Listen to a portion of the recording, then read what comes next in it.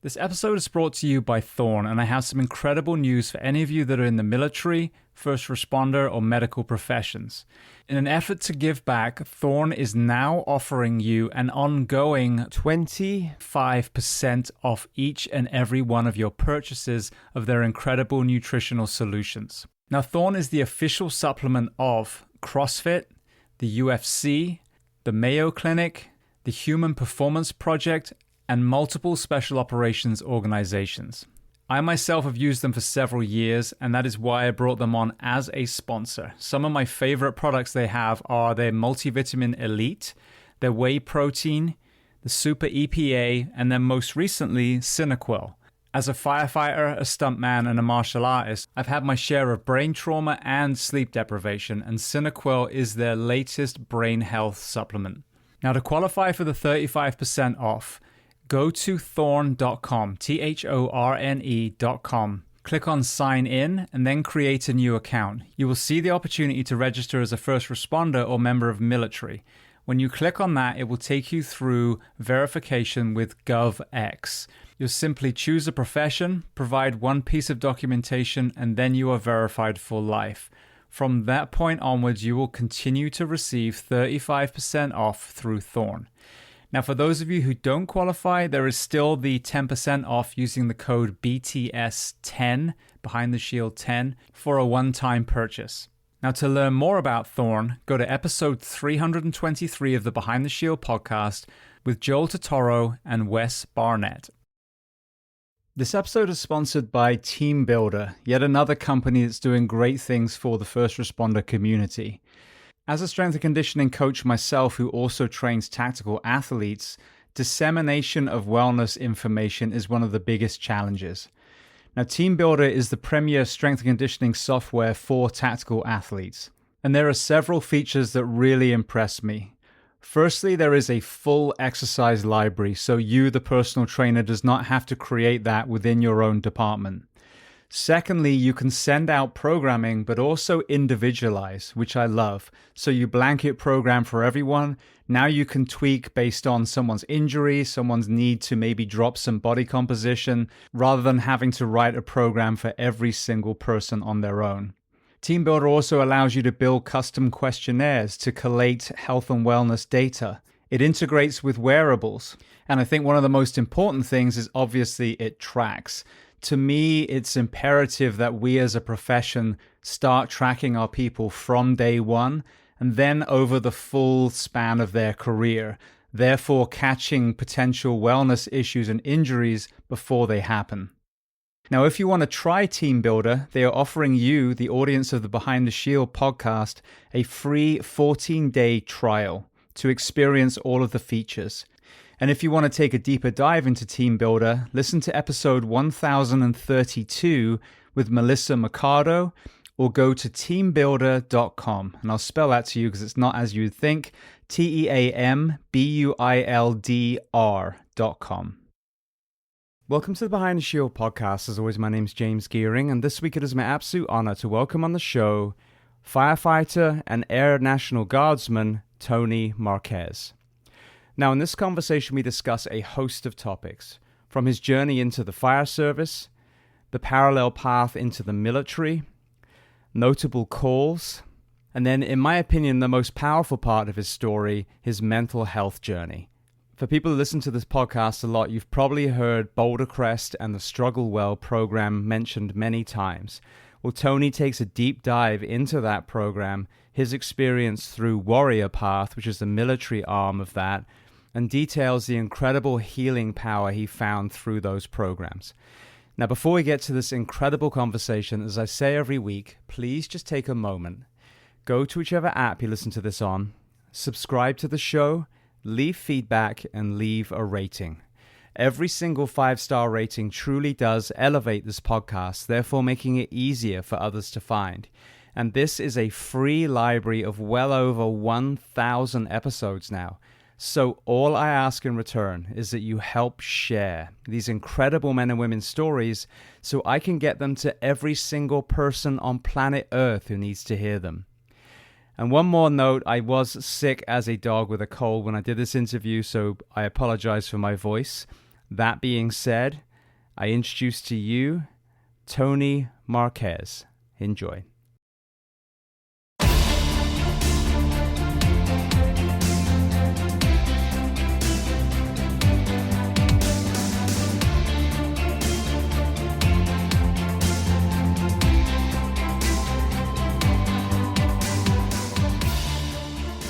Well, Tony, I want to start by saying thank you so much for taking the time and coming on the Behind the Shield podcast today.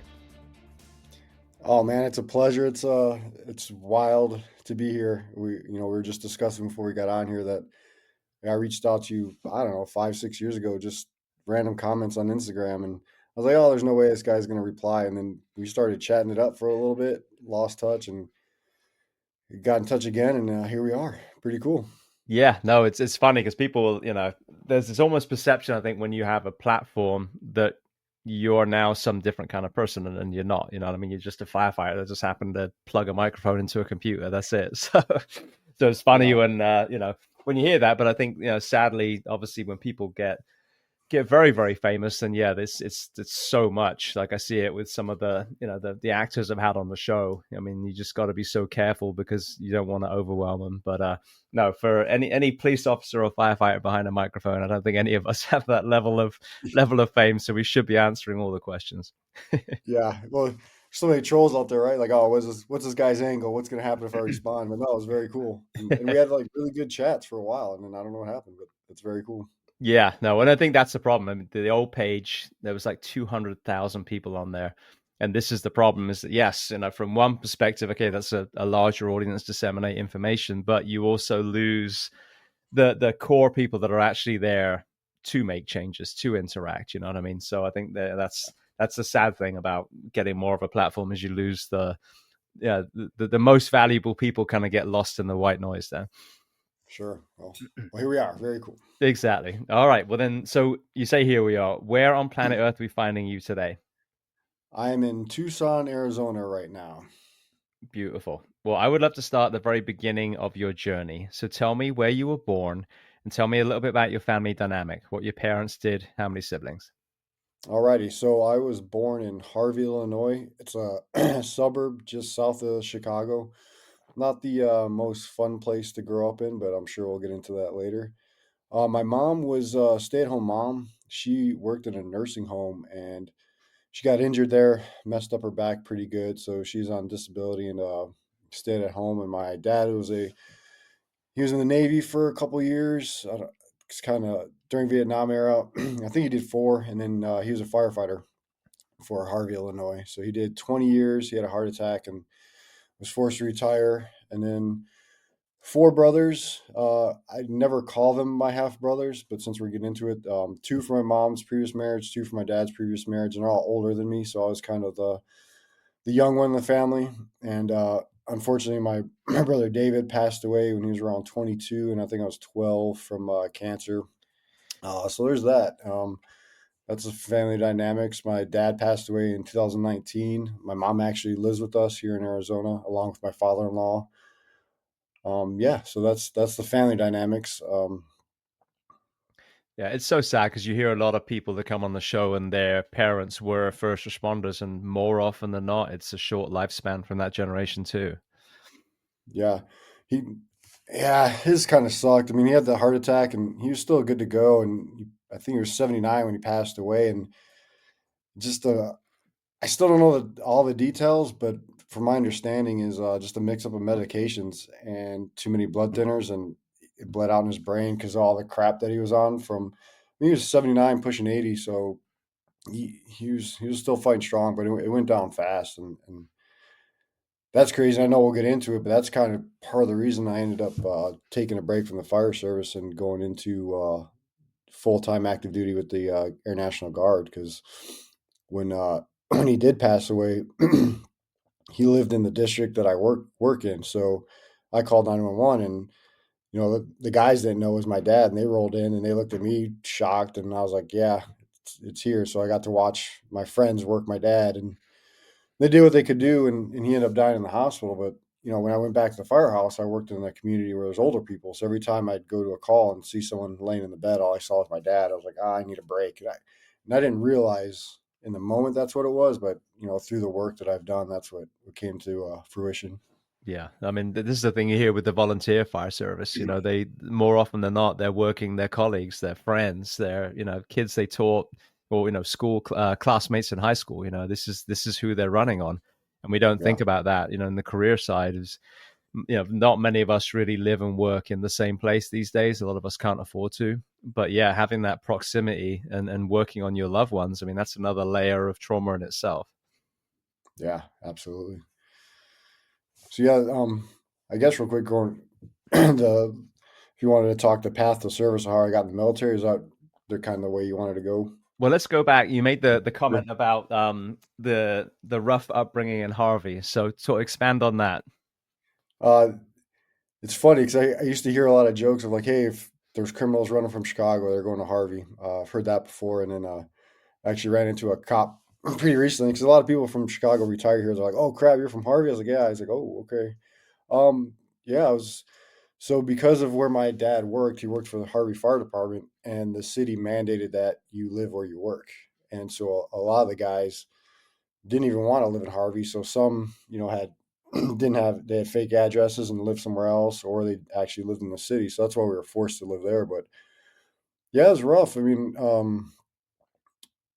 lot of drugs, a lot of violence, a lot of gangs, all the things. When I was out in the streets a lot, just running around because that's just what we did in in that time frame, riding bikes, and it seemed very safe, but in reality, it wasn't. So, especially when my brother passed away, because he was into gangs and drug dealing, unfortunately, and when he passed away, I actually ran into a kid that I played soccer with and ran into his older brother. And his older brother was like, "Oh shit, you're David's little brother." And they were wrapped up in the gang. So they kind of took me under their wing for a long time and kind of got wrapped up in that life pretty early.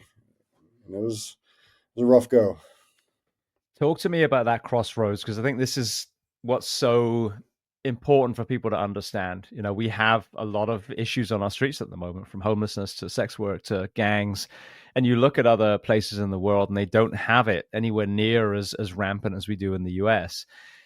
What was that crossroads? Because there's people that well, I never went in a gang. Well, yeah, because you probably had certain family dynamics and certain mentors in your life that steered you towards the military, the fire service, law, whatever your thing was.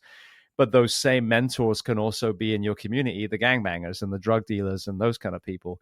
So what was kind of missing up to that point? And then talk to me about that pull for a young boy in Illinois being pulled into that life.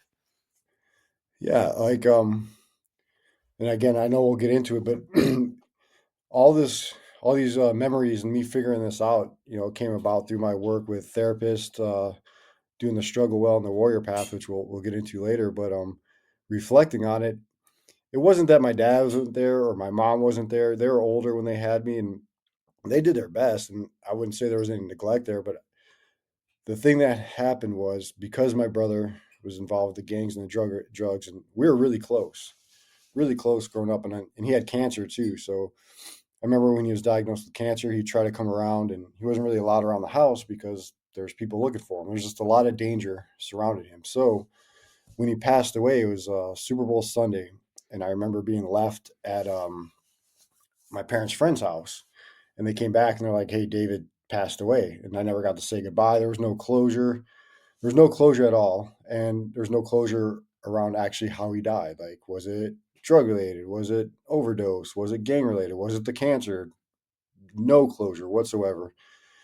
And so, and I didn't get to see him as often as I wanted. So, reflecting back, running into guys that hung out with David, that were good friends with David, that loved him, and then me being brought under their wing, like, "Oh shit, you're David's little brother. Let's take care of you," was my way, I think, looking back, is my way to interact with my brother and be with my brother and find that connection. Because as much trouble as they got into and as much things as they did, it was kind of weird because they still wouldn't let me get involved. I was kind of like a hang around almost the whole time because I was so young. I mean, I was 14 years old hanging out with 20, 25-year olds, going to clubs downtown, going to certain bars and parties. And I was just there. And I think I was desperately seeking that connection with my brother that I couldn't have. And these guys were essentially just like him, and trying to find some closure and just trying to fit in, because it's very difficult to fit in our group as well. Because my dad's Mexican descent, my mom's white, predominantly African American community.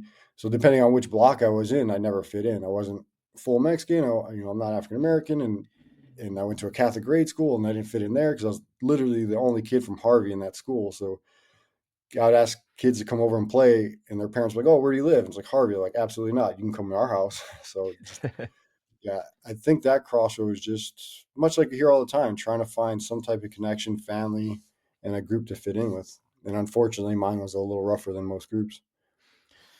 So when you were in this age, and obviously, like you said, this other group was a lot older. What about the sports and exercise? What were you playing and doing back then?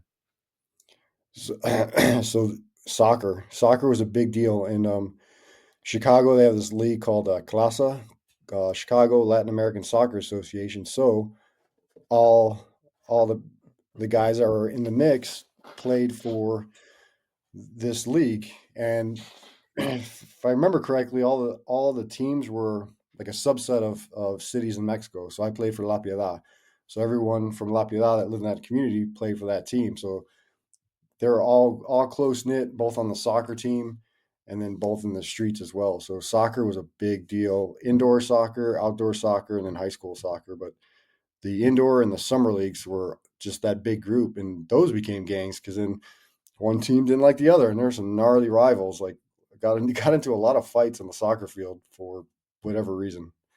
Yeah, I grew up in the 80s, in England, where we're watching people like stabbing each other and pushing walls on each other over a football team. And it just never made any sense to me. I get it on the pitch, that's where you're actually having this competition. But the fans fighting each other, stabbing each other over a bunch of dudes in shorts, that just never computed with me. That's why I never had a team growing up, because I was just like that. That to me, through my lens, was the violence associated rather than the actual game itself. Yeah, I remember watching a ref get hit in the head with a beer bottle because he made the wrong call, and the game went on. It was like nothing happened. It was pretty wild.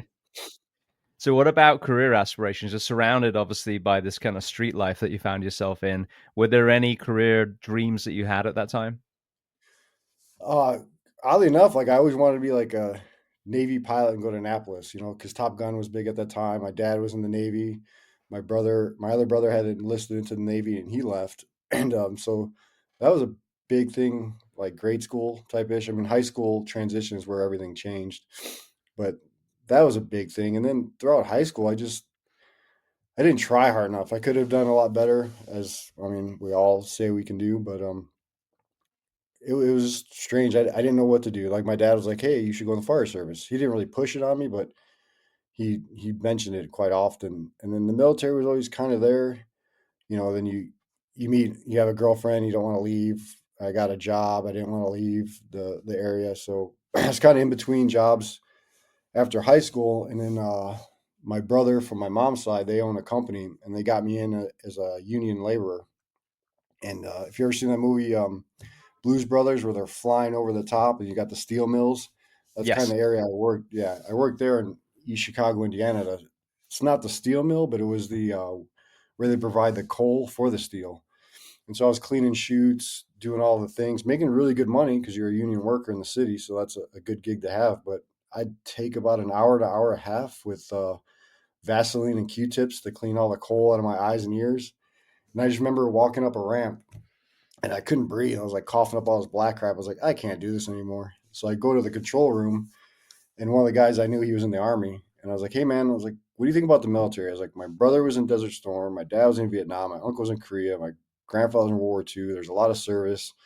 I was like, what do you think about it? And it's funny because he was like, he's like, hey man, there's no wars going on right now, and there probably won't be any. So don't go in the Marines or Army. Go in the Navy or the Air Force. So you can learn a trade. I was like, all right, Air Force sounds cool. And then went in the Air Force. So, I mean, I think that was like a Monday. That Wednesday, I enlisted, and then I shipped out, and then went to tech school, did all the boot camp and all the things. And my second day of work was 9/11, and everything changed after that.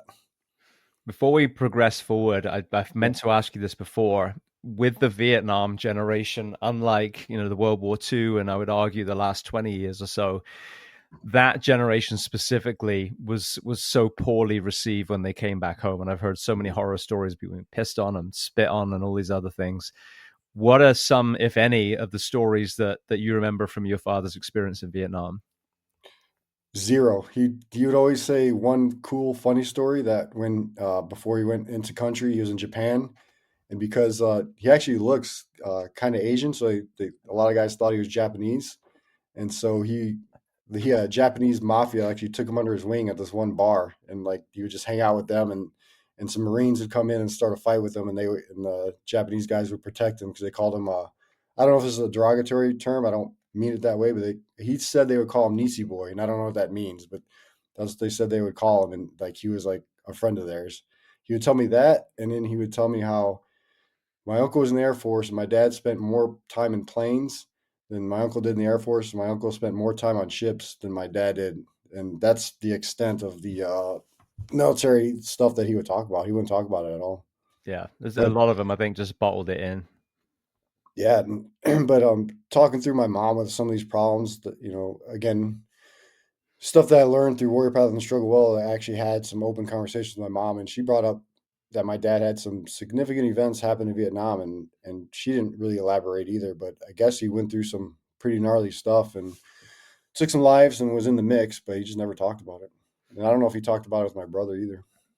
I mean, I just can't imagine, whether, you enlist or whether you were drafted to go out there, fight with, the American flag on your shoulder, do the things that your country asks for you to do, whether people back home agree with it or not. And then you come back and, that's the environment that you return. So there's no, you listen to Sebastian Junger talking about the Native Americans coming back from war. There was storytelling and Mm-hmm. rituals and all these kind of things and a celebration for the warriors returning. To come back to such a betrayal basically by the country on those actual men and women that were out there, regardless of the politics, how absolutely crushing that must have been for our men and women in uniform. Yeah, absolutely. In some of my studies through the social work and other studies, they also, I don't have all the details, but they talked about, again, like the World War II guys. I mean, they had 2 to 3 weeks coming back on ships, and they had a lot of time together to decompress before they got home. And then Vietnam guys, I mean, they were home almost instantly. And Desert Storm and the GWAT guys, one plane and you're home pretty quick with not a lot of time to decompress, and you're thrusted into a whole different world that yesterday I was just getting shot at. Today I'm, at the supermarket, and that's a lot to deal with in such a short time. It's amazing when I ask these early life questions. A lot of times it's either father, if it's an older guest, or grandfather was a World War II veteran. And, we've romanticized those guys. They came back, they rolled up their sleeves and they got back to work, greatest generation. And they were hands down the greatest generation for the courage and sacrifice they made, fighting true tyranny overseas. But actually, when you hear the children's version of how dad was, they did struggle. They struggled immensely. But we almost close the door for them to be able to talk about their struggles. Like, usually, no, don't ruin everything. You're the greatest generation. You took care of it. Mm-hmm. And they didn't. A lot of them were, it was alcoholism and domestic abuse and all these other things, just like we see with our firefighters and cops and the military members more recently. Like, you can't go overseas and do that and then come home. And like you said, now you're, working in construction and just bury the fact that, you discovered Auschwitz, or you had to kill a German with a rock in the middle of Holland somewhere, and just bury that down and not talk about it again. So it's interesting when you hear these actual family stories, that we need to give grace to that generation and understand that they did struggle, and rightly so. Oh, absolutely. Yeah, my mom speaks about that as well. My grandfather coming back, and certain things that happened in her childhood as well, which you can easily relate. I mean, he spent how many years in World War II, and I'd venture to say World War II is pretty rough as well, because from readings I've had and things that I've looked up is like when you were deployed, you weren't coming back until it was done. Like sometimes you have like, hey, you're gone for, you almost have like a timeline, like you're gonna get here and leave here, and a lot of times that doesn't happen. But those guys and gals were like, yeah, we'll see you when it's over, and could spend years out there. That's, yeah, it's rough. Absolutely. Well, we stopped at 9/11, so you're now in the Air Force. You've gone through your training. Talk to me how that day unfolded through your eyes, and then let's kind of walk through what happened next in your career. Ooh, that was a crazy day. So my first job was military intelligence, and I had got stationed at a headquarters building in Scott Air Force Base, Illinois, which is funny because I wanted to go all overseas, get out of Illinois, all the things, and I get my orders, and it said Scott Air Force Base, Illinois. I was like, where the hell is this at? And so I go home on leave, collect all my stuff, and drive down. And I had never been out of the city or a suburb, so I thought Illinois was one big city and the rest was suburbs. So I'm driving through cornfields and all the things. So that was a shock within itself. But I just remember that day sitting in the vault, and we'd have camera or TVs with the news going on, and there was this pretty big secure vault. And the first plane hit, and I remember the lieutenant was like, "Marquez, get over here!" And we were watching it. We're like, and we didn't realize it was a big plane, and people are like, "Oh man, some air traffic controllers getting fired today. Like, how does that happen? Like, what the hell?" And then the second one hit, and it was like dead silence. And then the phone started ringing, and everyone just scattered. The base shut down. There's Humvees everywhere with 50 cals mounted. It was like game on, and just it got real busy real fast. And I was in charge of these certain kits that we'd send out, communication kits, and I started shipping those out real quick. Nobody knew what the hell was going on. We just knew that something was going to happen real soon. So it got busy real quick, and then uh, I had requested to deploy right away, and they're like, "Well, your upgrade training's not done." So hurried up with my upgrade training and all the things, and because I worked for AMC Air Mobility Command, so it's the big cargo planes. There weren't any in country. There's some, but not the ones that we dealt with. So I got sent to Ramstein like 5 times to go do the intel briefs for the planes going back and forth from in country, just giving them their threat briefs and escape and evasion charts and updating all their information in case something happened. Ramstein's Germany? Yes. Okay. Yeah. Mm-hmm. Yeah, All that right. was the main hub. So where did that lead you? So I was at Scott for about 3 years. Went to Spain a few times, Germany, a bunch of other places, Turkey, Kuwait, all kinds of stuff, just doing those intel briefs, doing training stuff. And then my boss was like, "Hey man, you got to get out of Illinois. You got to get to another place." And I went to Korea, Kunsan Air Base for a year and worked with the fighters. And that was a whole other crazy experience. That was at the time when North Korea started doing their nuclear tests and being in that mix and almost being on edge the whole time where nothing's really happening right now, but it could. And if it does, it's going to go real bad real quick. And that I think that started the real like mental health type issues because when I was at Scott, I was only 4 hours away from home, so I could go home and see my buddies. But then I'm in Korea for a year, completely isolated from anybody, can't go home, all the things, and drinking was big there. I mean, there was a lot of drinking going on in Korea, and that's what we did. We worked and drank because you couldn't have your families there either. It was a remote tour, so folks that were married and had kids are there alone as well. So you got really close. It was a really close knit community, but also there's a lot of drinking involved, which didn't help the isolation of being away from family and whatnot. And it was a very high tempo ops as well. So it was good. It was cool. Learned a lot, but it was definitely, I feel like that was the start of my struggles. Well, I guess exposing said struggles from even earlier in childhood. It's interesting. I saw a documentary on people trying to escape North Korea, and there was a graphic which I'd seen actually shared on the internet before, but it showed the advance of the North Koreans through Korea and how like close they were to be completely overrun, and our the Americans and the Allies literally pushed them from like the very tip of Korea all the way back to the point that we know today. And again, it's so sad because that's the kind of, as they say, the forgotten war. The heroism of that generation is also not really acknowledged by our country.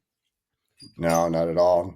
And I would have to give some of the intel briefs to the newcomers and just talk about how, if things shake out, what it looks like. And it was kind of a scary brief. And I would tell him, he's like, "Hey, we're going to win the war, but we're not going to be around for the parade. Like, we're just a speed bump for the people in Korea. Like, if this kicks off, it's going to get ugly real quick."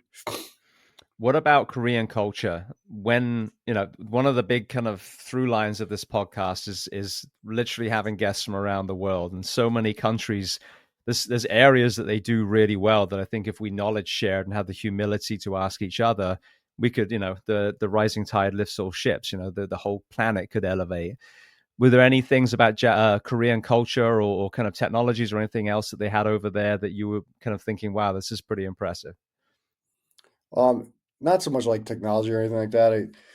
Unfortunately, I was in those young stages, so I just hung around the bars and that type of scene. But the culture was really cool. I really enjoyed it. They had a program in Kunsan where you can help teach English to Korean students, to children, and that was an amazing experience. So I would do that mostly on the weekends, mostly Saturday mornings, and you would go to the school, hang out with these kids for a couple hours, help them with their English and whatnot. And then the teachers would take you to traditional restaurants or to their home and teach you about culture. And everywhere they took you was a place that typically Americans or foreigners did not go. And that was an incredible experience. I love that. And I got to go volunteer at a Catholic nursing home in Korea, which was super cool. Like we learned how to make kimchi from scratch. That was a really amazing experience. So just the friendliness and the accepting was really cool. And just like anywhere else, the older community really embraced, from what I saw, a lot of the Americans because of the Forgotten War, and some kids, you get some college kids that were against us being there, but overwhelmingly, it was a very positive experience with the culture and whatnot. And I tried to learn a little bit of the language, and it was difficult, but I'm all in on the Korean food and bulgogi and kimchi, and overall, it was a great experience. If I would love to go back and do more of the more sightseeing and seeing some of what it has to offer. Like going to the DMZ was an incredible experience. You go into like the meeting house, and you technically go to North Korea. When you go into the meeting house, you cross the blue line and you hurry up and run around the table, and seeing just the standoff with the Korean soldiers and the North Korean soldiers just standing there, literally staring at each other for hours on end, just like a little mini show of force. But no, I loved it. All the places I've been to were phenomenal, like Germany and all around Europe and Spain, and even Turkey was pretty cool. Qatar, all the places I had really good experiences. Nothing negative to say about those at all. It's interesting seeing how much Korean culture is blown up in the West now. I mean, if you look on Netflix, there's so many, Korean shows and films, and then we have K-pop, and when I remember I think it was J-pop when I lived in Japan like 20 plus years ago, but it was more then an adoration for the West, even though actually, like many areas, technology and fashion, they were way ahead of us. It was the other way around. But now I feel like it's side by side. Like all these artists, are collaborating with each other, and it's so good to see that the internet has kind of merged a lot of these countries, which is in a beautiful way. Yeah, that's one of the benefits of like social media and the internet, just the positive connections that can be made. And you can definitely see it through the sharing of cultures, which is super cool. And I remember going to like a fake Pizza Hut and a fake Starbucks, the logo, but it really wasn't, and stuff like that. Seeing that adoption of American culture throughout the communities and the cities was pretty funny and cool. Yeah, it's sad as well because you think about North Koreans, and again, we only get the images that are sent, but this adoration of the leader and this, these parades for them, and obviously the propaganda that they're fed. Forget the West, but just their brothers and sisters to the South. These are the same people. And if you allow a tyrant to rise, and I know the origin obviously was post World War II, but how tragic it is that you can divide. I mean, look at even East and West Berlin. You can just simply put a barrier or a wall up, and you can actually condition people to hate each other, even though they're the same people. Yeah, it's crazy to see, for sure. All right, well then, after Korea, walk me through what happens next. So I was in Korea, and I was supposed to have a follow-on tour to England, and I was working with fighter pilots in Korea, and didn't have the best experience. I just don't think I was good enough, to be quite honest, to work with them because they're so high speed. And so I denied my follow-on to England, and I went back to working with the heavy aircraft, the AMC command. So I ended up in McGuire Air Force Base in New Jersey, And that's when I kind of started my firefighter journey. Like I started really talking to my dad about the fire department because I realized like sitting in an office, especially vaults with no windows, just something was missing. And he'd always talk about how much he loved the job, but he didn't push it. It was just little snapshots here and there. And I started remembering going to the station and how cool it was and how fun it was meeting the guys. And when I was home on leave, my dad had already been retired, and starting to hang out with him and going to retirement parties from guys that I remember when I was really little, and just seeing the camaraderie. I was like, man, this is really cool. I like what this is about. So when I went to New Jersey, I actually started volunteering at the local volunteer fire department in Lumberton, New Jersey. So I went to their academy at night and started volunteering with them because I figured, I was like, well, let me start slow. If I volunteer and I like it, well, then obviously I should pursue it. And if I don't, then it was a good test with I don't want to say minimal effort, but minimal risk, right? I didn't have to leave anything to get into it. So fell in love with it quickly. And then I actually changed jobs in the Air Force to become an Air Force firefighter. So after McGuire, I went to the Department of Defense Fire Academy in Goodfellow, Texas. And then got stationed in Davis-Monthan in Tucson. So that's why I'm here. So I was here for about 2 years. I got out of active duty and got a civilian firefighter job out here and just stuck around. I started off at Tohono O'odham Indian Nation and then moved to where I'm at now. What were the idiosyncrasies about the military firefighting that, are different to the civilian side? There wasn't much difference, but the thing that made the Air Force Fire Department weird was obviously the focus on protecting the runways and aircraft. That the ARF side of it was significantly different, but it was a very cool, weird experience because they, at least the fire, because I only have experience at one Air Force fire department, but it was treated like a civilian fire department where it was based on your position on the truck of the hierarchy. And so I came in as an E5 staff sergeant, non-commissioned officer, but I was the new guy, so I was sitting backwards. So although I outranked the guy driving, it didn't matter because I was the new firefighter. So like your military rank didn't matter; it's all about your position on the truck. So that was kind of like a weird thing to navigate, like trying to fit in that role. And then the schedules aren't that great because there's less shifts. So we're 24 on, 24 off with a Kelly day. So I think it equated to like a 6-3, 6 24s on, and then you got 3 days off. Other than that, it's fairly similar because you have base housing, you have buildings to worry about, just adding in, trying to figure out how to cut out a pilot out of a fighter jet or egressing that or shutting down aircraft, which is pretty scary when they're running and you got to jump, do some emergency procedures and chalk and tires and whatnot while there's a huge engine over your head. That's a little scary, but other than that, it was pretty similar. I've had a few Air Force firefighters on the show. There's one side where they're on the space pretty much as soon as the aircraft stops landing, they're pretty much good for the rest of the night. And then you've got others that are almost acting like a municipal department. They're running calls through the night. Which of those two kind of sides was yours more familiar with? I was both because there was two stations. So there's one right on the flight line, which primarily dealt with the aircraft things, and there's one that was closer to base housing that did the housing. But yeah, it just depended where the call was, whatever closest was. So if there was if there's somebody working a 24-hour shift, let's say in the command post, and it was next to the flight line, well, if they had a medical emergency, we went. So it was both. Yeah, they always said though the primary focus would be the flight line. Like if a plane was coming in emergency and there was a house fire, we're going to the plane first, and the local fire department could take care of the house fire. But yeah, it was a nice combination of both. Well, you mentioned about being on a Native American reservation. Again, this is another kind of group of people I don't think get the kind of exposure and conversations that they need. You have obviously this kind of native heritage, and then this loss of tribe, literally in this term, where some of these tribes were smited from the states. And then I also hear about poverty, desperation, addiction in some of these areas too. What was your experience in that particular place you worked? It was incredible. I loved it. Unfortunately, ego and not understanding how things really work made me leave. Right, I was like, oh, we're sitting in this single wide trailer with just 2 to 3 of us fighting this fire. I should go to a big city department and really get after it. But I fought more fire there than I did at the fire department I'm at now.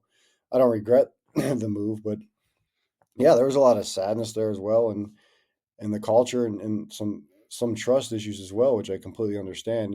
They did a bunch of hiring, and there was a lot of non-natives that were hired, and it took a lot of effort to uh, fit in. And I understood, and I think that was a benefit of my military experience is being in different cultures. Like, hey, look, this isn't your home. Don't come in here and think it is, or try to run things just because you got hired onto the fire department. These guys have been here longer than you. They know the culture, they know the language, they know the area. You need to fit in and be humble. And it was an awesome experience. It took a lot of time to learn the culture, go to the different events, and it took a little bit of time, but I feel like I've built some trust while I was there and really integrated myself as much as I could. Are But there any? No, please carry on. oh, and then the crazy thing is it's a pretty big nation. It's the size of Connecticut, I believe, with 4 stations. So sometimes our response times are like 45 minutes, which is pretty wild. And then it borders Mexico, and there's kind of almost like free passing because a lot of the natives extend into Mexico. So that same tribe has tribal members in Mexico as well. So, but there was also a lot of the drug trafficking or immigration and whatnot. So summers were rough. I have a lot of bad memories of running on people that were simply trying to find a better way, got lost in the desert and needed help. But sometimes it was too late, and sometimes it was right on time. And I had some scary ones too. I remember going to a wildland fire at night, and we had to be escorted by border patrol. And he was sitting there just racking his AR-15, making noise. And he looked over at me. He's like, "You know why I'm doing that?" I was like, "I have no idea why you're doing that." He's like, "Look in the mountains, and you see these little spotlights because they're spotters for the people running drugs." I was like, "Oh, got it." So he wanted them to know that we were there, and we leave the lights on the fire truck on purpose so they know we're there and whatnot. So sometimes it's a little hairy, but yeah, it's definitely interesting for sure. So, what kind of town, city did you find yourself as far as the dynamic of your current department? The current one's we have 10 stations, so it's in the town of Oro Valley, so not as big as a city, so a nice sized municipality, I guess, like a suburb type deal. hmm So, as And you it's pretty. Oh, please, sorry, and it's pretty cool. While I was away on military orders, they started automatic aid with another town's fire department, and then Tucson Fire Department, trying to almost mirroring what Phoenix does with that automatic aid, where it doesn't matter what it says on your truck, whoever's closer goes. So it kind of turned into a really big department pretty quick. have you had the chance to figure out how they did that? Because when I worked in Anaheim, for example, that's what we had, and we even trained together. There was a couple of training centers, and all the neighboring departments would come in, and we do drills, and we do class time, and you go on a fire, and yeah, you just, as you said, however many engines you need, right? 3 Anaheim, 2 Fullerton, whatever it is, and we make this complement. I've worked in other places where county and city won't even talk to each other, which nauseates me. I mean, if you have that kind of narcissism in your leadership, then you need a clean house. When you kind of think back, what were the things that were put in place to allow the humility and the leadership in your area to create such a great relationship? Yeah, it's a good question that I don't know. I was either at the engineer or captain level when that happened. We just knew it was in the talks, but I think we're kind of spoiled being close to Phoenix, and from my understanding, they're the ones that really implemented that into the valley. So I think just the Arizona Chiefs Council got together, figured out how Phoenix did it, and then Tucson Fire, Northwest Fire, and our fire department just got together. It was like, hey, how do we make this happen? And they just made it happen. So I don't know how long it took. Don't know the ins and outs, but from the outside looking in, it seemed pretty seamless. But again, we don't know what talks are being had between district members, board members, city council, and all that goodness. Brilliant. I'm actually about to interview John Brunacini soon, so Oh, I'll ask him. yeah, he may or may not have some insight on that. All right. Well, then Very let's kind cool. of go before we hit the mental health side. Yeah. when you reflect back now as a firefighter, now a municipal firefighter, what were some of the career calls, and then if there's any that you want to weave in that actually contributed to, you know, the downwards spiral that you encountered? Yeah, it's interesting to say that because it will dovetail nicely with the struggle well course and the warrior path. There's there's probably two main calls that really stick out in my head. Like New Year's Eve will never be the same. So I remember getting toned out like right at midnight. Like you look at your watch, it's like, is this a movie? Right at midnight, and it was a 17-year-old kid that got stabbed in the heart, and it was kind of like through gang violence. So I remember getting there and pulling him out of this big bonfire, and I remember all our looking back, after we did our after action, like a lot of our gear was burned because it fell in the fire, but there was a lot of animosity, like, yeah, that's what you get, almost like cheering on this death. And I just remember doing compressions and the blood coming out of his chest. I was like, there's no way. And his uncle being there because it was a small community. And I just remember him, passing away in the firehouse. And as soon as he got back in the truck, it was just another call. Like we left the station at midnight. We didn't get back till I think 4 or 5. So no time to sleep, no time to decompress, no time to talk about it. And we just didn't talk about it. So that one sticks out in my mind a lot. And then there was one where we saved a guy, and we were all excited, pulled him out of the car, pretty gnarly accident, and we found out later that the family was kind of upset because now he has the brain capacity of a 5-year-old. So it's almost like he would have been better off dead because although we saved his life, he was in such a bad way that he doesn't really have a quality of life anymore. So that one stings a lot. And then yeah, just a lot of, I remember opening up a semi truck that Border Patrol called us on, and we opened up the door, and there's just a bunch of people crossing the border, a bunch of immigrants there, and one young girl, I think she was 20 years old, died of hyperthermia. Just, and we couldn't bring her back. So those are the big ones that stand out to me. But I think pairing that as far as with the mental health and the struggle well in the warrior path was that I just didn't have any ways to deal with it. There was no ways to process that. There was no wellness practices involved other than, hey, let's go get a beer. Let's go meet up at the 07 in the morning and get a 6-pack type deal. That's the only way to deal with it. And like my friend Molly, she was telling me that she instructs at the local community college, and she likes to talk about the mental health aspect as of, we're seeing recruiting hurting in PD and military and fire. And it's because we hear a lot about post-traumatic stress disorder. We hear a lot about no sleep. We hear all the bad things associated with the firehouse. And although we got to take some responsibility and ownership, is what she's trying to teach them is, yeah, these things are going to happen. You're signing up for trauma, but you also have a choice of, hey, am I going to go get hammered because this happened? Or am I going to go for a hike or call somebody or talk about it or do some meditation? Like, what wellness practices are you doing and prepared to do uh, when these things happen, as opposed to just throwing your hands up and like, I have no idea what to do. Yeah, and I think that's the problem we've had with this conversation is a lot of times I've seen people put it on the shoulders of the firefighter. When you get home, your sleep hygiene and this and this and this.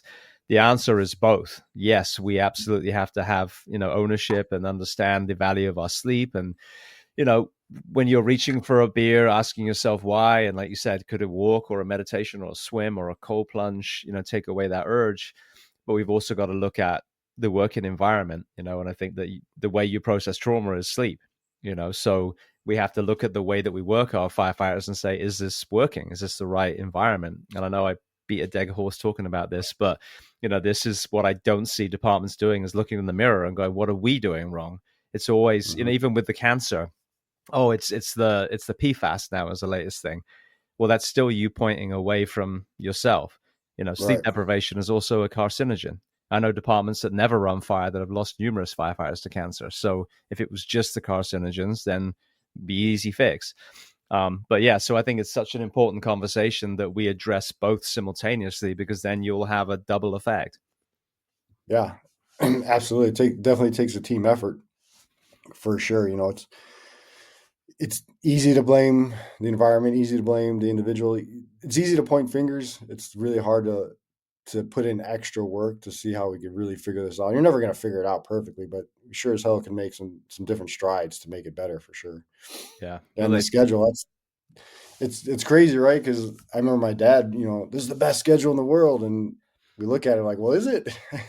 so it has its benefits, especially at slower stations, but at a busy station, stand up 24s for me, and then getting home and trying to operate is not fun. No. And again, I put a post out a little while ago. I did the math where I figured out how many days a year a Monday to Friday person works, and it was 260 days a year because they have the weekends off. And that's before, obviously, vacation. If you factor an 8-hour day as a firefighter, so that's apples to apples, it equates to 364 days a year. So you get a day off every year. That's it. So, I mean, I've been harping about this. We do not have a great schedule unless you're listening and you do a 4-platoon system, and then it's much better. Still not great because civilians that don't save lives work 40 hours a week, but a lot better than a 56. But yeah, I mean, we have to debunk that myth because it's just completely wrong. Yeah, and guaranteed sleep, right? We might get some sleep, but the 40-hour jobs, even if you're working shift work, which isn't very healthy, you're still at least guaranteed a chunk where if you can sleep, you won't get it. It won't get interrupted. Absolutely. Well, you talked about some of the traumas. You talked about, working your father, initially working your father and then watching your crew. Where was the lowest place that you found yourself? And then let's walk through how you found Boulder Crest. Ooh. I mean, this journey started a long time ago, probably around, I would say, sometime after when I got back from Korea and started working in New Jersey at that Air Force base. Just something was off. Always angry, tired. Drinking was top of mind. The bad habits, the addictions, whether that was porn, womanizing, boozing, whatever, bad decisions, just something going on. So that started then, and a lot of, I guess, bad relationship decisions and just being an asshole just across the board, whether it was with friends or intimate relationships, and just not being a good dude. And so I started getting a little bit of help, and this is what actually led me into social work as well. Finishing up that degree is, I remember I was like, all right, I'm going to start getting help, and I went to one therapist, and I told her the stories that I shared here, and a few others. I'm just going to spare you the details, but she got up crying and left the room, and then came back and was like, okay, we're done here. I was like, oh, sweet. All right, this is how this works. And then I remember going to another therapist, and he gave me like a bunch of like homework and asked me some random questions. And he ended it with like, do you wish your parents were dead? I was like, not really, but I don't know where we're going with this. I was like, all right, we're done here. So I was like completely turned off from that. And then witnessing 3 different firefighter buddies, 2 were told, hey, it's too hard for you. You should just retire. And they're really good firefighters. So they did, because they didn't give them any ways out. And then another one was told that, hey, when those calls that trigger you ring out, just don't go. He's like, that's not how this works. I can't just not want to call. And so that happened. And then I don't know how I got turned on to the therapist I ended up finding, but she had worked specifically with first responders and veterans. And that's what opened the door. I was like, okay, this might actually work. And then that came around the same time of meeting my wife and Yella. And when I met her, I was like, I knew she's the one, like no questions asked, like this is going to work. And I was like, well, I got to really un-F myself if I want to make this work. And so that's when I started really hammering out all these issues and whatnot. So yeah, I think it's just been a long time coming. And I finally realized that, and when I talk to people, I was like, yeah, I was 14, hanging out with a bunch of gangbangers, going to parties, drinking. Isn't that normal? And they're like, no, it's not normal. And then when the therapist was like, tell me about your childhood, I was like, I don't remember much before 17. She's like, yeah, that's a problem. So when I was like actually starting to figure out that whatever normal is, it is what it is. It's all relative. But what I was going through, what I was thinking, and the things that happened to me, I wouldn't say aren't normal or normal. They were normal for where I grew up, but they were having significant impact on who I was and my health mentally and my way to be and getting in the way of me being a better person for sure. Yeah. I mean, it's funny if you think about it. You know, a child growing up in a nuclear family in suburbia somewhere, and the parents actually are madly in love with each other. That's their normal. A little child growing up in Gaza at the moment, that's their normal. Two very Mhm. different normals. So normal doesn't necessarily mean healthy. Yeah, exactly. Because yeah, it's all relative for sure. Absolutely. All right. Well, then, how did you find Boulder Crest? And let's start talking about the program that you went through. All right, so I first, so I've taken all the critical incident stress management, the compassion fatigue classes, all the CBTs we got to do in the military, the same in the fire, all the assist training and suicide trainings, like how to help somebody else, how to look for your friend, make sure your buddy's taken care of, make sure your wingman's taken care of, all those courses. And my commander at the time, he went through the Struggle Well course because he was friends with someone at Tucson Police Department, and apparently Tucson Police Department and Miami Police Department are the vanguards of the Struggle Well portion of Boulder Crest, which is specifically focused. I think it was on law enforcement. Now it's reaching out to fire, and then it's reaching all first responders. So he went to that course, and he knew I was very invested into mental health. And he was like, "Hey, bro, you should go to this course." And it's funny. I think I told him this, but I guess he'll find out. But I was like, "No, I'm way too busy. I'm good." Because in my mind, I was like, "I'm not going through another resiliency course. Like, they're not like, what is going to make this different?" He's like, "Okay, cool." And another one came up. He's like, "Hey, I'm not really asking you this time. You're going to go." I was like, "Fine."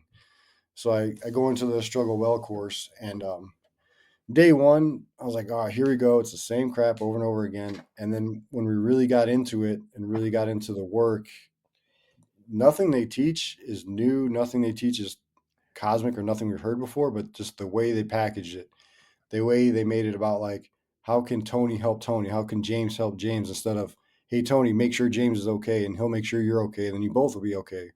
I was like, no, no shit. Like, how can you reflect on yourself, reflect on your day to day, reflect on your past, understand that there are traumas that happened, but what goodness can you get out of there? And so that's how I got exposed to Boulder Crest through the Struggle Well course, which was phenomenal. And I thought that was like the capstone. I tell everyone, hey, like this is my capstone of my mental health journey. And then I did some guiding. So they don't really call them instructors, they call them guiding. And I guided with two other individuals, and they're like, "Hey, you need to go to Warrior Path." I was like, "Nah, that's not for me." I didn't feel worthy to go. Like I didn't feel like I did enough as far as the combat side of the house. I'm like, "No, you need to go." And I went through that, and man, that was like Struggle Well on steroids, and it was absolutely phenomenal. Like that one really pushed me over the edge from the things I learned. And the biggest takeaway from the Struggle Well, they do this really cool thing where they put up a graph, and they're like, "Hey, in your job, so if I were to ask you, James, in your job as a firefighter, do you think it was good to be hyper vigilant and understand your surroundings and have situational awareness?" Yes. Answer: yes. Is it good to have attention to detail? Making sure your hose lays are good to go, making sure your air pack is above 40, and yes, and things like that. Boom, boom, boom, boom. Is it good to have all these things? You're like, absolutely. But then they flip the script, and then they put the DSM-5 symptoms of PTSD. Hypervigilant, always looking around, easily easily upset if something's not correct. All these things are like, holy shit. So they made a parody of like, this is the training you got to do your job, and this is how it bleeds over to your everyday life, and you need to install a dimmer switch of when to turn that on and off. Instead of just on and off, when can you turn it up and turn it down? And then they go into how your training growing up. Like, were you trained to shut up and color in your house because you were scared? Were you trained to be overly aggressive because of the neighborhood you grew up in? Like, was it feast or famine? Did you have to be the strong one to fight? Well, that's your training. So nothing's good, nothing's bad. It's just how you were trained. And now, once you get an understanding of how you were trained, both professionally and in your childhood, then you can understand why these things happen and install that dimmer switch. And that was remarkable for me. That little exercise was incredible. Talk to me a little bit more about unpacking your childhood. I think one of the mistakes that a lot of the general conversations make is, oh, PTSD, oh, it's because you had that call, that decapitated Yeah. child, that gangbanger, whatever it was. And when you actually dive in, as you have done, into this world, you realize that, for example, the ACEs, the adverse child adverse childhood experience score, excuse me, a lot of us supposedly are at 6 out of 10. A lot of the incarcerated population are at 6 out of 10. There's that crossroads for us. So understanding that a lot of the reasons that we even put the uniform on are because of our childhood, which I would argue is great if you've processed those traumas, not so good if you've kind of stuffed them down. So what was some of the aha moments, because you've touched on it a couple of times, that was really when you kind of were looking that far back, as far as being taking the spotlight off your career and actually shining it to your formative years? Yeah, absolutely. That was the most incredible thing, because all those calls were bad, right? I guess they didn't have the impact that I thought they would have on me, especially when I didn't, before I had my daughter. I remember going on Pete's calls, and I'm like, hey, I'll take care of it. It doesn't bother me. I don't have kids. And I thought being numb was my superpower. Like it helped a lot, quite actually. So what made me realize that it's more than just the calls or in our duty was doing studies for social work. One study was talking about combat veterans, Marines, and they talked about how, like, hey, I was doing my job in combat. That's not the problem, because that's when they started figuring out, like, no, it's the childhood thing. And much like you said, there was a study that was brought up at Warrior Path where the majority of people that enlist have the high ACEs scores. Majority of first responders have the high ACEs scores because they want to, whether it's consciously or subconsciously, they want to go into an environment to protect others because they were not protected themselves. So yes, we sign up for trauma when we do these jobs. And yes, in a typical life, you'll see your grandparents pass away, your parents pass away, maybe your brother, sister, maybe uncle, and down the line, like a parent should never bury their child, so on and so forth. But in the first responder world, military world, you're going to see all that trauma like within a year, like maybe 5 times over. But going back to the childhood thing, so in Struggle, they talked about, they have this Tony Robbins video, and it said, if you're going to blame them for all the bad, you got to blame them for all the good, and that helped. And then there was also unpacking your rucksack, like figuring out the goodness out of the bad things that happened. So they talked about that, and that's when I started reflecting back, because when I was, gosh, I think it was like 8 or 9, I remember going down the street and playing Street Fighter video games tournaments. Like, I was awesome at it, all day. And out of nowhere, the one of my friends was like, "Hey, come over here." And he showed me a gun, showed me a revolver, explained that having a revolver is better because it holds the shells, and then showed me crack. And then sold it to the neighbor. We watched the neighbor get high like their mom, and it was a pretty bad experience. Fast forward like a week later, there was the older brother came back from jail, and he's like, "Oh, you think that's funny? I'm gonna show you what jail's like." And I was sexually assaulted at a young age, and the struggle well made me realize, like, oh, maybe that's why I never sold drugs. Maybe that's why I never did anything illegal, because I remember my answer when, hey, do you want to sell this stuff that fell off a truck? Do you want to sell those drugs? Do you want to do this, do that? And I was like, no, I don't want to go to jail. So it's like peeling back that, I was like, oh, that's a gem I could find out of that rock, is that really crappy thing happened to me, but it prevented me from doing things to go to jail because I was scared to death to go to jail because of that experience.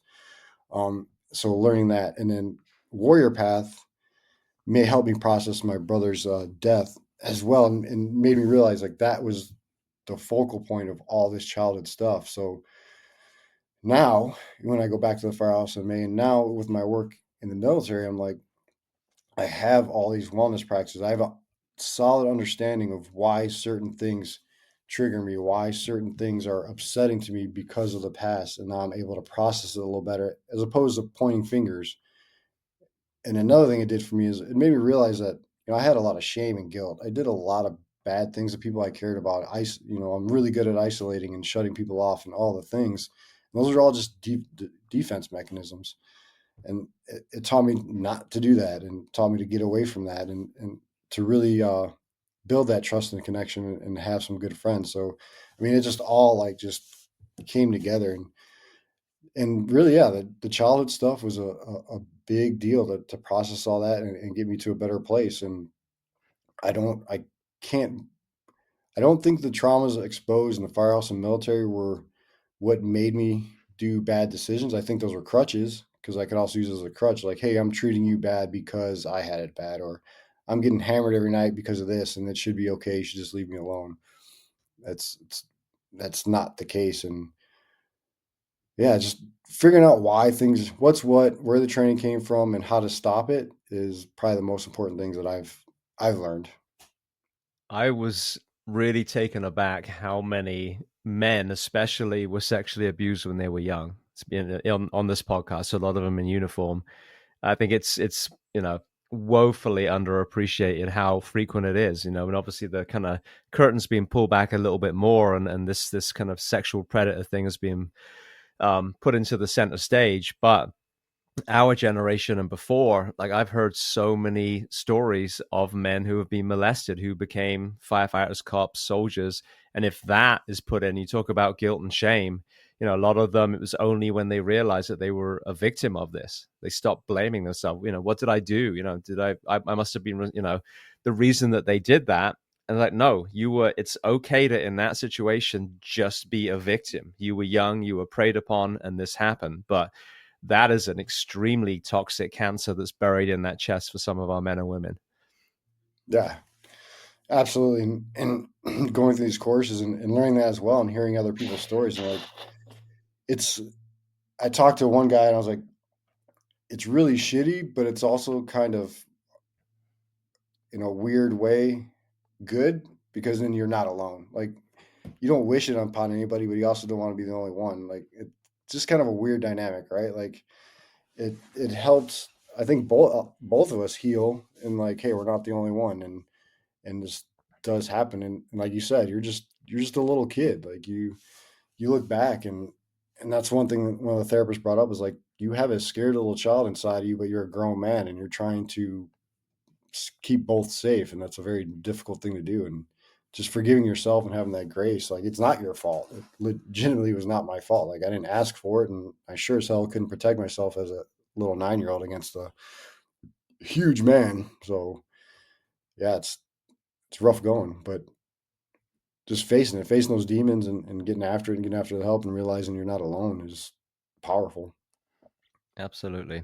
Well, another area that I talk about a lot now because I think it's so important, and obviously most of the guests that have come on here are an example of this.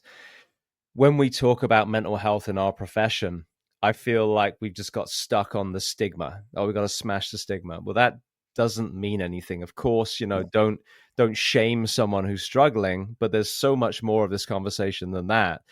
I think where there's real hope, there's almost excitement, is the post-traumatic growth, going through this unique toolbox that each one of us puts together, whether it's Boulder Crest Struggle Well and EMDR and psychedelics and canine therapy or whatever that unique cocktail is for you.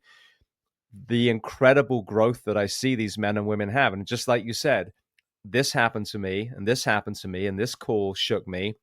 I did this work and now I found value in each of these. And I think, like the Japanese analogy, they fix the pottery with the gold glue. I think that's it. I think there's a lot of hope in simply doing the work and realizing the other side is worth it. Like, you will be a better version of yourself, a better firefighter, a better father, a better husband or wife. So talk to me about that part. When you reflect back to when you were struggling, who are you today? And let's kind of unpack post-traumatic growth a little bit more. Yeah, the Kintsugi Bowl, that's a really cool analogy. I love that one. I think the biggest one that was taught in both programs was the trust and connection. Because in both programs you do share. And and like you said, you feel like you're gonna get judged, and you feel like you're gonna get shunned, and people are gonna turn their back on you. And if they really care about you, that's not gonna happen. And hell, even in those two experiences, I had just met these people, and when everybody shared, all all that was said was thank you for sharing. There was no advice given, there was no blame given. I mean, even right now, I could have told you all this stuff, and historically, right? Like, oh, you went through all that, you could have just responded with, well, just suck it up, man. You're good now. Like, you got a good family, you got a good job. Like, what's the problem? Like, it's more than that. That's just the facade I put on. That's my Instagram reel that I want you to see all the highlights, but there's a lot more going on, because again, that could turn into an addiction of like, well, I need to be successful to hide all this other stuff. So really just the vulnerability. And I remember doing it with one of my crews one time. I was like, I don't know how this is going to work, but I'm just going to be super vulnerable around the dinner table and tell them how I feel about these certain calls and see what happens. And holy cow, did that just open up the conversation, and we became a super tight crew, and that was incredible. I was like, oh, it actually works. Like, people want to hear everyone's stories, and it's just the problem of like, I got to be strong. I got to be trusted. I'm not going to be trusted if I'm weak, and that's not true at all. So that's the biggest thing I learned is like I can still go out and run a fire, and I can still have it affect me a certain way, and just be open about it. I can still run a bad medical call, and let's dope it out and talk about it. Let's not just bury it. And I feel so much more present with my family. I feel present with myself. I've forgiven myself. I'm open to hear other people's stories, and uh, a lot less judging as well. Like, you don't know what people are going through, and just understanding that, being on your phone or hitting people up on text that's not the way to do it. You got to actually talk and connect and be with people, and get past that surface level conversations. Just open yourself up, because that's how you're going to create deep conversations. If we just sat here and talked about sports scores and the weather all day, no one's going to listen to that. No one cares. We're not getting after what it means to be a human. Not, and forget about man and woman, this, that, and the other. It's about human connection. That's why fire isn't so important.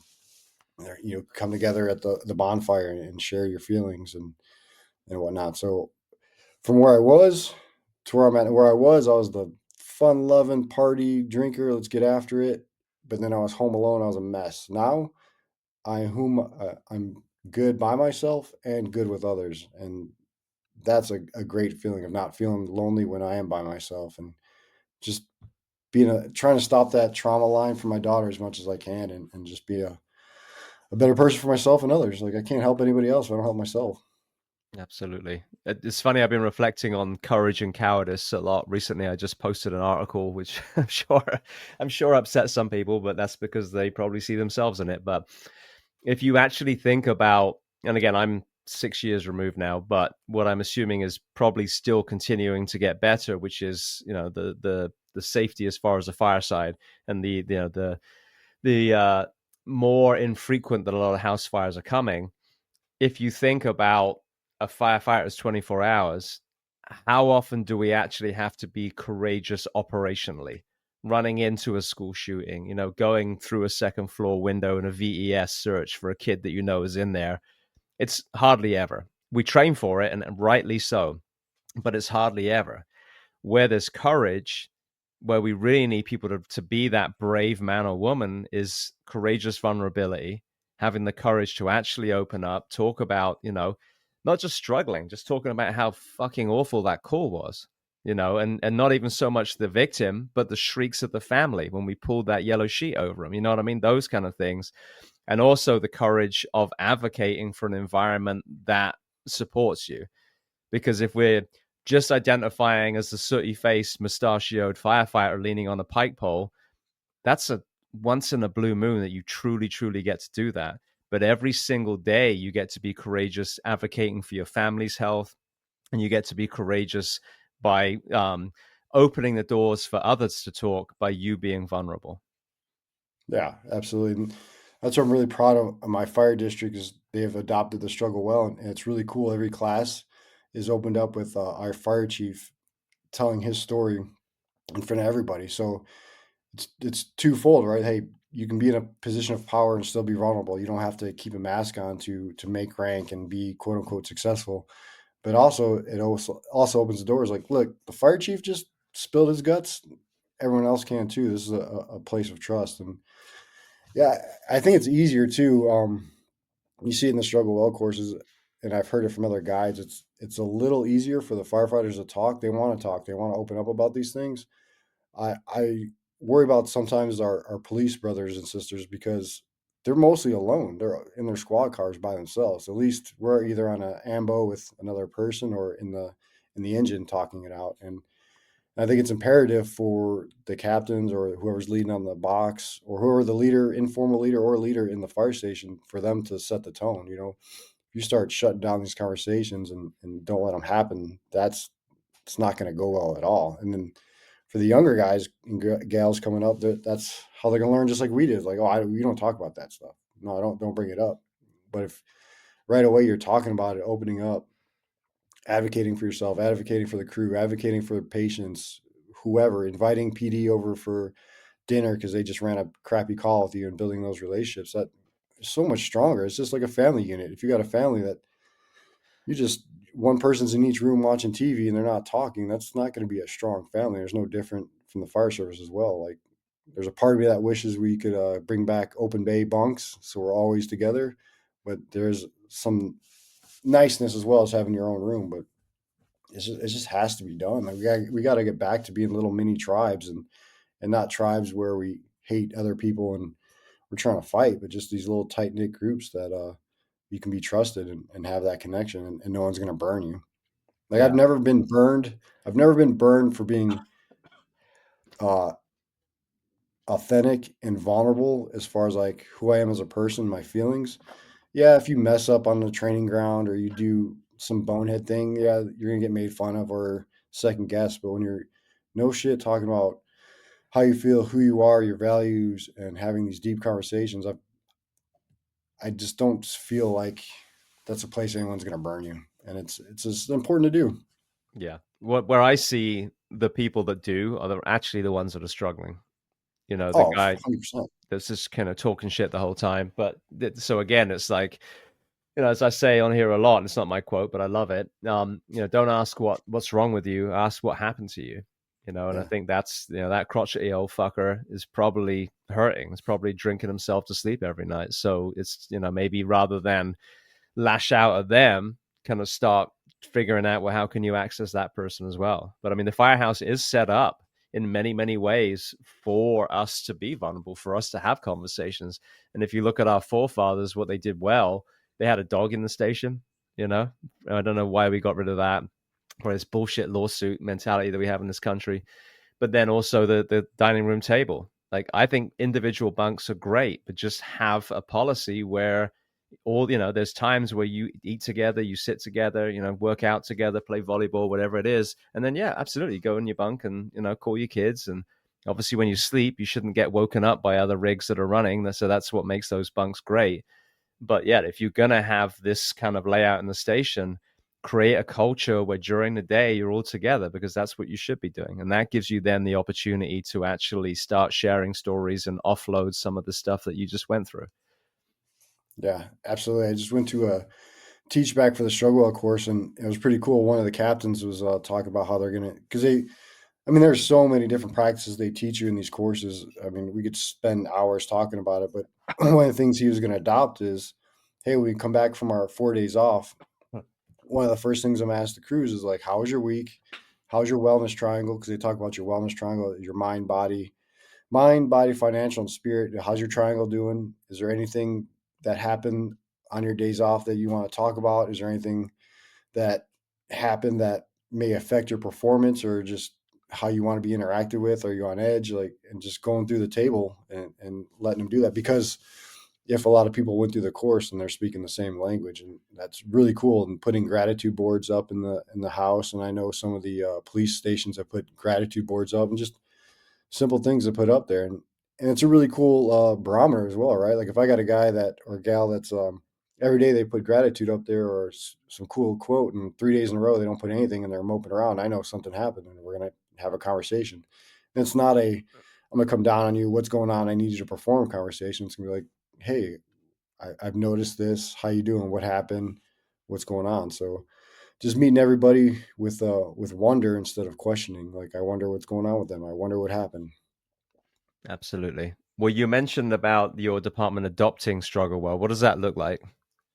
Um, so I don't have all the ins and outs, but they're hosting the struggle well, and I think the ultimate goal is to get everybody through, but they don't want to push it, and I can't speak too much on them. I haven't been there, but what I've seen and heard is the goal is to get everybody through, especially those that want to get through. And the really cool thing is they've opened it up, so they'll fit it with mostly people from the fire district, but they've opened up to local PD, other fire, and other people that want to get in there too. So it's just not a, hey, if you're not a part of us, you can't get this. They see the value in it, and they want to expose as many people as they can to it as well. Because I was able to sneak some of the military members into a few classes, and that was very beneficial. Absolutely. Now, did you mention that you transitioned back into the military for a while? Yes. So I got out of active duty in '08, took a little break, and then bounced around between the Guard and Reserve. So right after my father passed, and this was some reflection I did and realized why I was so hesitant to go back to fire why I isolated from the fire service. I was like, oh, I'm going to do this military thing, and this is what I need to be doing. So I was on orders for 5 years, and that's coming to an end in May. So I'll retire from the Air National Guard and then go back to the firehouse in May and do some training, however long that's going to take, and get back on the rig. So Brilliant. a lot of back and forth. Beautiful. Well, I want to throw some closing questions at you before I let you go, if you've got time. Yeah, of course. All right. The first one I love to ask, is there a book or are there books that you love to recommend? It can be related to our discussion today or completely unrelated. Yeah, so shameless plug for you. Definitely the Kinder book. I mean, that was incredible. I really enjoyed that, and I liked our back and forth about that. I almost writ you off if it didn't end the way I wanted it to. But um, the Struggle Well book. There's actually a Struggle Well book, which is pretty incredible. Comfort Crisis is great, and then Dr. Egger, The Gift and the Choice. Those are really cool. Talking about the difference between being a victim and living in victimhood, because we're all going to go through something. It's just how do we end up on the other side. Like the fun books that I wrote down was like any Jack Carr. Manhunt's pretty cool. It's about the assassination of Abraham Lincoln. Very detailed. That's a fun one. Never Ending Story. I rewatched that movie and realized how traumatic that movie is when I was little, and that book was pretty cool. Beautiful. So for books, that's what I got. And then the Ryan Holiday, the Stoic ones are always good. Well, you mentioned Neverending Story, the film. What about other films and documentaries that you love? Uh, Growing Up in Chicago, Last Dance was incredible. The Chicago Bulls story, that was cool. And I just watched that Unstoppable movie with the wrestler from ASU with one leg. That was pretty cool. And I mean, most of our movies now are Moana or Clifford the Big Red Dog and Tumbleleaf with my daughter. So not a lot of adult movies going on right now. Yeah, I just watched that documentary as well. I mean, sorry, the Unstoppable as well, and it was amazing. I'm going to see if I can get the actual guy on the show. Oh, that'd be cool. That'd be really cool. All right. Well, speaking of amazing people, is there a person that you recommend to come on this podcast as a guest to speak to the first responders, military, and associated professions of the world? Oh man, I'd have to throw out probably Ken Falk, the founder of Boulder Crest Foundation. Like that'd be probably pretty cool. Some of the people that I've guided with and that I've been involved with Boulder Crest and Struggle Well, some of those guides would be pretty powerful because there's some police, there's some military and fire. It's a good mix. Uh, if able, Dr. Tedeschi and Dr. Calhoun, the ones that coined PTG and started that academic research as well. That would be pretty cool to hear their story because it's an incredible program. It did a lot for me. Beautiful. All right. Well, then the last question before we make sure everyone knows where to find you and Boulder Crest. What do you do to decompress? Oh, so I just started jiu-jitsu about 2 years ago. That's been incredible. I was scared to death to do it. I've wanted to do it for a long time, and so that's been really helpful. Hiking, rucking, working out. It's most of the things I do to decompress. A lot of daddy-daughter time with the family. So that's very helpful. Meditation, all the stuff I learned through Warrior Path and Struggle Well, journaling. Brilliant. All right. Well, then for people listening, if they want to reach out to you or find you online, where are the best places for that? Probably nowhere, to be quite honest. I don't follow my social media anymore. I don't have any big platforms. If for some random reason someone wanted to talk to me, I guess they could reach out to you and get my email. But yeah, that's a tough one. I don't feel that I'm that special. I'm still super honored to be here, and yeah, I don't really have a big platform. Like, hey, come find me. Yeah, well, it doesn't matter at all. I mean, that's good. It's funny because I was doing research before the show, and I'm like, oh shit, I actually don't know much about Tony's life because most people have a LinkedIn or something. But I mean, for us in the fire service, what's the point? You're not really trying to sell anything. You know what I mean? You're not networking in business. So yeah. What about Boulder Crest, Struggle Well, Warriors Path? Where are the best kind of places to find those?